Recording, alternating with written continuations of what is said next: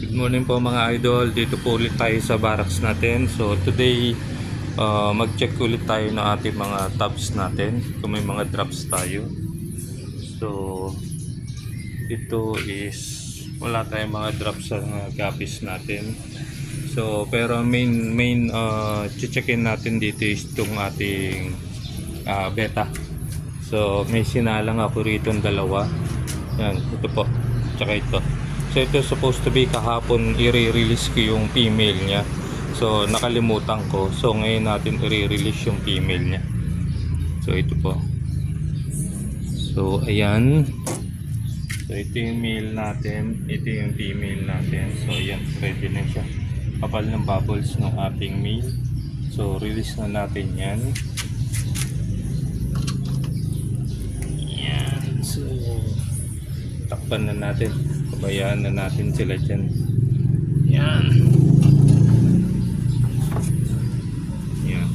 So ito namang isa is check natin kung pre-swim na yung mga fry nya. Kahapon pa ito eh. So check lang ulit natin kung pre-swim na. Yan yung ating male Galaxy Koi yan eh. So ayan po, meron na.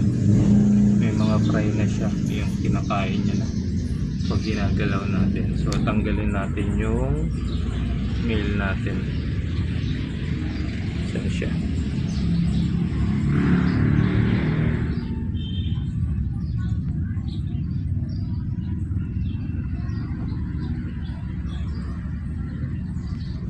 Ayan. Ito po yung ating male. Ayan siya. Ito yung ating mga fry. Double check lang natin. Talagang meron na siya.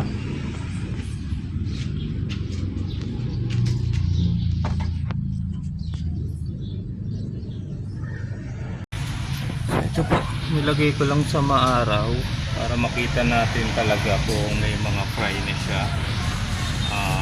Meron na po siya talaga mga fry. Yan lang, masyadong malakas yung araw. Ayan po, may mga lumalangoy na. Ayan. Ayan.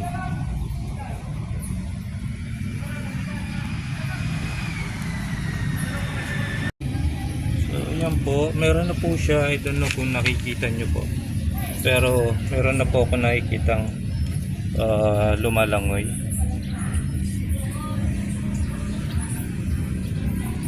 So yun po, iwan po muna natin dito yan mga 2 days bago natin ilipat dun sa mga tab nila, growing tab nila.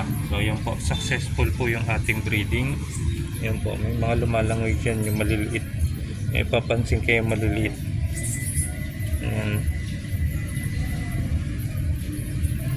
Yun po, parang may mga maliliit na gumagalaw dyan na puto.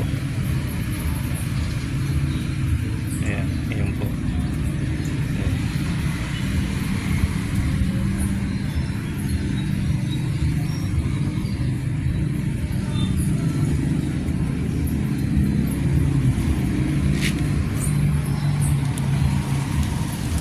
Ayan po, sabi ko nga iwan po muna natin yan for 2 days dyan, saka natin ilipat doon sa mga available na mga planggana natin dyan. So for the meantime, dito po muna yan mga 2 days.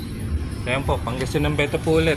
Follow, like, and share lang po ating page natin dyan, saka sa YouTube channel.